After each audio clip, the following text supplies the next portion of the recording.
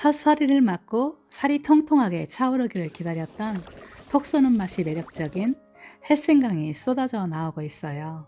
부지런히 서두르셔야 가스악한 싱싱한 생강을 얻을 수 있는 행운이 오니까요. 날씨가 갑자기 싸늘해졌지만 이때가 생강 구입하기 가장 좋은 시기랍니다. 안녕하세요, 산골여행입니다.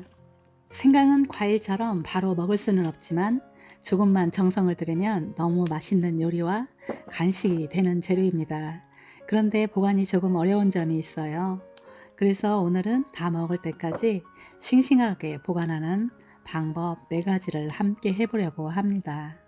생강을 구입 후 해야 할 일은 껍질을 까는 일인데요.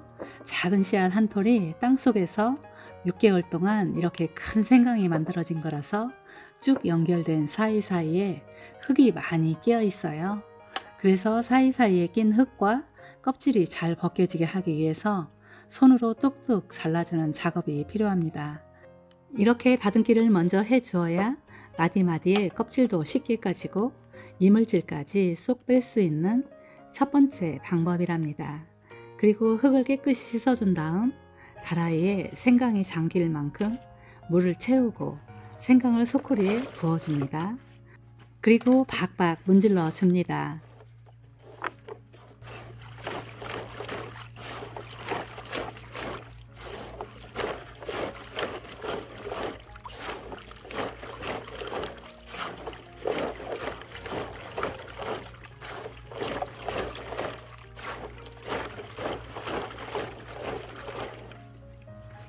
한번 보실까요? 껍질이 싹 벗겨졌죠?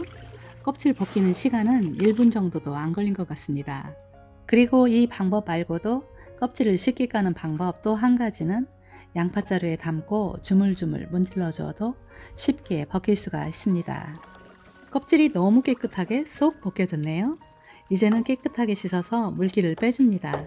가수악한 햇생강은 껍질이 잘 벗겨지는데요.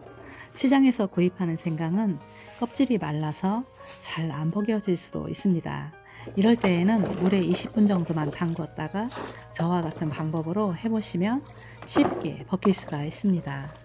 소쿠리에서 잠깐 동안 박박 문질러 줬을 뿐인데 대용량을 뚝딱 벗겼네요. 이제는 사이사이를 한 번 더 확인하면서 다듬어 주면 1년 동안 우리 가족 건강 지킴이 뽀얀 햇생강이 탄생됩니다. 이럴 때 주부들은 정말 뿌듯해지지요. 생강은 껍질 까는 일이 가장 손이 많이 가고 시간도 꽤 많이 가는 일인데요. 오늘 방법은 정말 쉬우니까요. 이제부터는 생강 껍질 까는 부담감은 싹 사라지셨지요. 생강은 언제든지 구입할 수 있지만 11월 요맘때가 맛도 가장 좋고 싱싱해서 곰팡이 걱정을 하지 않아도 되기 때문에 1년 동안 사용할 양을 지금 구입하는 것이 생강의 효능을 제대로 볼 수 있고 맛있게 먹을 수 있는 비결이니까요. 어서 준비해 두세요. 생강 사이사이에 이물질까지 뺀 다음 다시 한번 씻어서 물기를 쏙 빼주었고요. 이제는 내가 자주 사용하는 방법들로 손질해서 보관을 해줍니다. 저는 편으로 썰어서 냉동 보관을 하려고 하는데요. 굵은 것은 3등분 정도 해주고요. 작은 것은 한 번만 쪼개어서 위생팩에 담아서 밀봉한 다음 냉동 보관 후 생강차나 수정과 수육, 생선 요리에 사용하려고 합니다. 가수악한 생강은 색도 이쁘지만 향까지 신선한 향을 머금고 있어서 이때 아니면 절대 볼 수 없는 맛과 향이랍니다. 그리고 두 번째 보관법은 커터기에 곱게 다져서 위생팩에 얇게 펼쳐서 칼등으로 등분을 나눈 후에 냉동시켰다가 썰어서 밀폐 용기에 담아서 다시 냉동을 해두고 간편하게 사용하는 방법입니다. 그리고 또 한 가지는 배와 생강을 1:1 비율로 곱게 채로 친 다음 재료 50%, 비정제 설탕 50%를 혼합해서 청을 만들어 두고 요리에 한 스푼씩 바로 사용해도 좋고요. 감기 걸렸을 때 따끈한 차로도 좋고요. 한 스푼을 떠서 그냥 먹어도 맛이 순하고 좋아서 이 방법도 사용해 보시면 좋을 것 같습니다. 아참, 배가 들어가면 효과가 더 좋고 즙이 많아서 요리의 맛도 훨씬 감칠맛이 난답니다. 이제는 생강을 수확하기 전 농장으로 나왔는데요. 산골 여행 너무 게으른 거 아니야? 하시겠지만 아니랍니다. 지금 서리를 몇 번 맞은 모습인데요.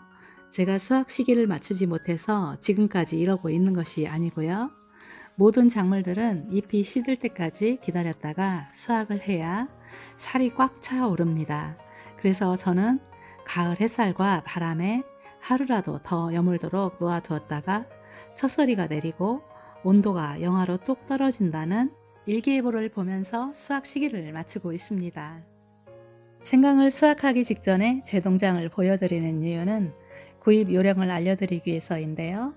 여러분께서도 올해에는 생강을 구입해서 분말도 만들고 청도 담그고 생강술도 담그고 생강 간식도 만들 계획이시라면 10월에 구입하는 것보다 11월에 구입하는 것이 향과 맛이 더 좋은 생강 구입을 하는 요령이랍니다. 생강을 수확해서 집으로 왔는데요. 뿌리를 깨끗이 다듬고 줄기를 잘라낸 상처가 자연 건조되어서 상처가 아물도록 두었다가 다시 한번 흙을 털고 이대로 보관을 하려고 하는데요. 냉동시키지 않고 오랫동안 보관하려면 이 방법이 가장 신선하게 보관할 수 있는 방법입니다. 이때에도 생강에 상처가 없는 것을 선택하고요. 조금 전에 식기 전처럼 조각을 내지 않고 통째로 보관을 해야 더 오랫동안 싱싱하게 보관이 가능합니다. 생강에 상처를 내면 곰팡이가 필 수 있기 때문에 상처를 내지 않는 것이 좋습니다. 생강은 보관이 잘못되면 곰팡이가 쉽게 피는데요. 곰팡이가 피는 이유는 습기와 온도가 맞지 않아서입니다. 그래서 습기를 잡기 위해서 신문지에 돌돌 말아줍니다. 그리고 비닐봉지에 넣어주고요. 비닐의 숨구멍을 2군데쯤 뚫어서 냉장실에 보관합니다. 우리가 보관할 때 맛의 변화를 막기 위해서 손질해서 냉동 보관을 어쩔 수 없이 하고 있는데요. 곧 김장을 해야 하는데 생강을 사용해야 김치 맛이 더 좋아집니다. 곧 사용할 계획이라면 이 방법으로 보관을 해보시고요.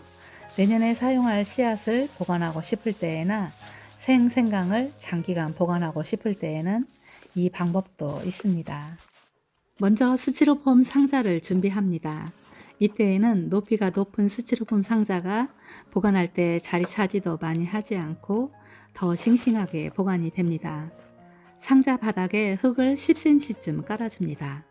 그리고 생강을 서로 붙지 않게 간격을 살짝 띄어서 흙 위에 펼쳐 놓아 주고요. 다시 흙으로 덮어줍니다. 이렇게 반복해서 맨 위에 흙을 가장 두툼하게 올려주고요. 뚜껑을 닫아서 밀봉하지 않아야 됩니다. 신문지로 살짝 덮어서 고구마 보관하는 곳에 놓아두면 내년 5월에 씨앗으로 사용할 수가 있습니다. 오늘은 제철 맞은 면역력 잡아주는 생강 보관법을 알아봤습니다.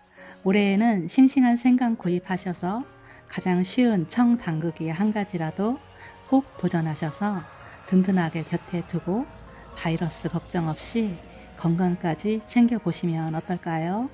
오늘도 산골 여행과 끝까지 함께 해주셔서 고맙습니다. 가시는 길에 구독과 좋아요 꾹 눌러주시고요. 오늘도 따뜻하고 행복한 시간 보내시고요. 감사합니다.